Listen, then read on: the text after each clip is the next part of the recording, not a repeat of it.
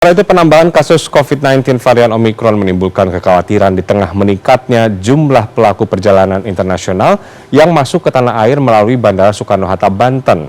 Pemerintah menerapkan kebijakan berlapis untuk mencegah potensi penularan varian Omikron serta menyiapkan tambahan lokasi karantina agar penumpang yang datang tidak menumpuk di bandara.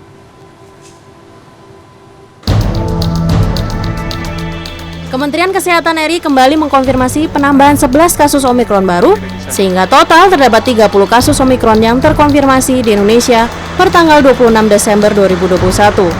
Penambahan 11 kasus baru COVID-19 varian Omikron tersebut juga merupakan imported case atau berasal dari pelaku perjalanan internasional. Hal ini tentu menimbulkan kekhawatiran di tengah peningkatan jumlah perjalanan dari dan keluar negeri saat momen Natal dan Tahun Baru.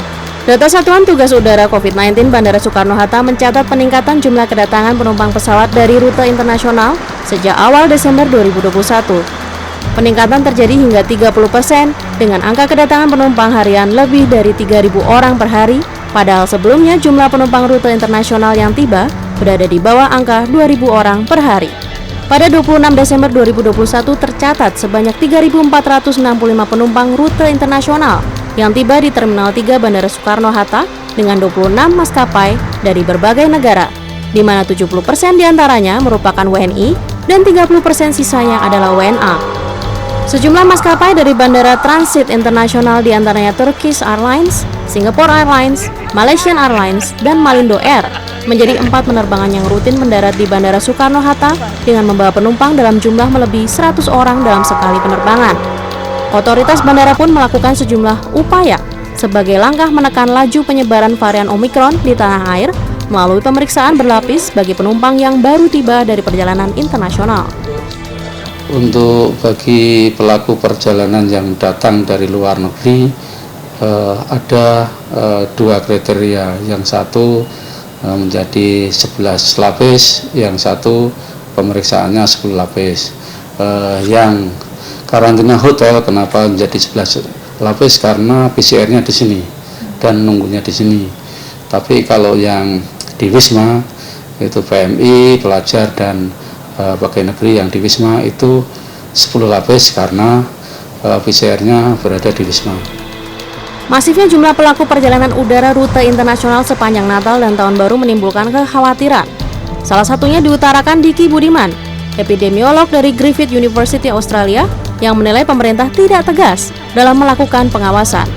Oleh karena itu, pemerintah saya kira perlu memberikan warning atau pengetatan dalam kriteria orang pergi keluar ini dalam konteks saat ini. Masa Omikron ini lebih ketat, lebih esensial itu yang mana? Apakah itu hanya bisnis, apa pelaku perjalanan dinas, ataupun hal lain? Juru bicara vaksinasi COVID-19 Kementerian Kesehatan, Siti Nadia Tarmizi menyebut pemerintah terus berupaya untuk memperkuat 3T untuk mencegah penularan di komunitas. Nadia menegaskan negara tidak bisa menutup diri dari hubungan sosial ekonomi dengan negara lain, namun terus berupaya melakukan pengawasan secara ketat terhadap pelaku perjalanan luar negeri, termasuk kemungkinan menambah hari karantina.